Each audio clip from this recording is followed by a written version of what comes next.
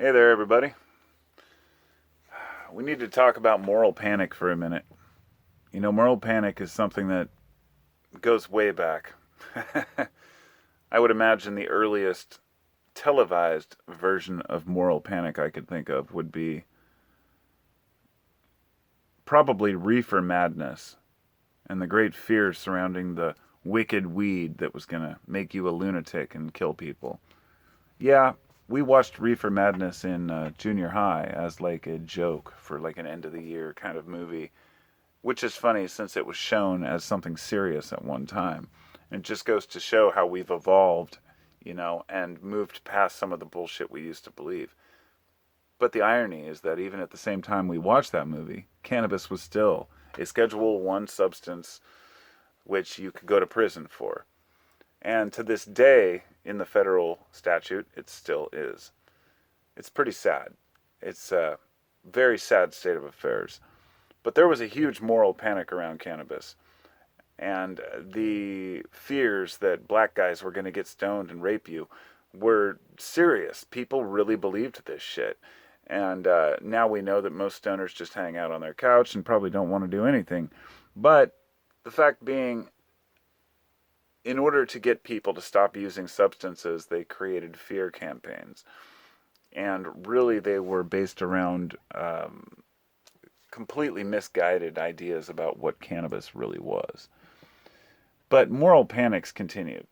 There was a moral panic through the 50s and 60s. During the Cold War, we had panics about communism and how it was just going to infiltrate and take over America. This fear of communism, communism. And I didn't grow up in that generation, but I did grow up in the 90s, or I mean in the 80s, when the moral panic was what they called satanic panic. And if you ever want to look at some funny history and you're not aware, go back and just Google satanic panic and look at some of the funny videos from the PMRC, which were like you know, the officials and the Congress members that were going to try to tell us what we could and couldn't watch or listen to, which is where we got that fine little parental advisory sticker you see on every album that has cuss words. That's where that came from. Thank your officials. Thank Tipper Gore. But during that, John Denver and even, Dee Snider from Twisted Sister testified, basically said this is bullshit. And that was one of the early save the kids kind of satanic panic. Now, it's a way of really generalizing people's fears, because when you make it about the kids, even though it's not really about the kids, you get people rallied up behind your cause. And I've seen this happening again. Um, this is what's happening these days with supposed cabals of child eaters and all the crazy shit that like QAnon conspiracy theorists came up with. Now, look, there's absolutely no denying that kids are abused in this world. Look no further than the Catholic Church. I mean, honestly, seems a lot of people will even defend the church while at the same time chastising Hollywood or the quote elites for, abusing kids. If you're not standing up to your own, the own church that you go to that, has been accused of these things, it's just doesn't really hold much weight. So it's kind of selective bias and selective panic, but it's important, I think, to be an adult in on these topics and not be a victim, not pretend that it's all about the kids when it's really not. People were scared of Ozzy Osbourne. They were scared of heavy metal. They thought it was bad for everyone. And hey, for some people, maybe it influenced them in a certain way. But my thought, and most people's as well, is that I've talked to about it, that the kind of people who committed some heinous act because they listened to heavy metal, they probably listened to heavy metal because they already had that mindset of wanting to commit a heinous act. It's not like heavy metal changed them and made them do that. But hey, to be perfectly honest, somebody having a psychotic break may do that.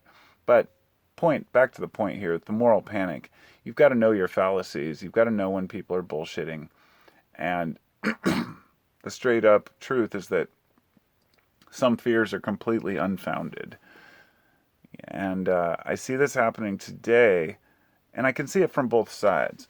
The fear of various books that may or may not be in the libraries of American schools that may or may not show certain acts or things that are sexual in nature, that those who are furious about the whole LGBTQ thing think that the kids are being horribly influenced and the teachers are teaching them all, about their gender identities.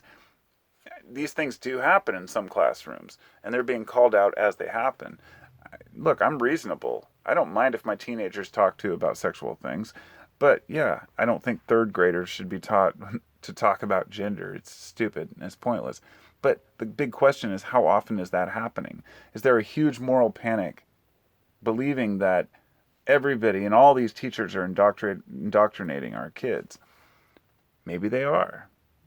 I don't think so. I mean, I've talked to my kid about these things, and he says they don't, do that in his school. But, ultimately, I think it comes down to maybe an overly fearful take on what's really going on in the world. And this really ties in with the video I just finished. It was my podcast about the media and how they feed into this fear. If you think about kidnappings, uh, back in the 90s, there was a huge fear of kidnappings, and everybody thought their kid was going to get taken. The chances of your kid getting taken, there were some people who were interviewed who believed their kid had like a 50-50 chance of being taken if they let them walk by themselves. So we went from being, in my generation, latchkey kids that went out and enjoyed ourselves and traveled around as 9 and 10 years old, came home, let ourselves in, to today where parents get arrested if they let their 12-year-old or 11-year-old go play at the park by himself. I mean, this shit happens. It was like some doctor and then a psychologist, and they let their like, I think, 10-year-old go to the park and play for a while, and the cops came to their door. CSD got involved, and I thought, is this what we've become? And this is because of the panic, the moral panic, that there are some bad guys out there, some boogeymen. But now our panic is completely based on bullshit. But at the same time, I can understand where people are coming from when they would say things like, we're losing our beliefs and our religion, and therefore there's more crime. It's not religion that stops crime. It's the fact that if you're in a religious community, you're more likely to be closer knit to that community. Whereas in today's world, we live in everybody has their own beliefs, their own ideals, and you may live on the same block as some complete asshole who steals shit from you and have nothing to do about it. And that's a future video I'm doing about vigilante justice. But that was my ramble about this particular discussion and moral panic. Feel free to add your discussions down below. If you'd like to contribute to the channel, check out my Patreon at Carpo719. Check out my podcast at 15 Minute Free Thinking. I won't waste any more of your time because I know it's so valuable. You got to get out there and panic about stuff. So go watch a video about something scary and make sure you're fearful about it. And I'll talk to you all next time. Peace.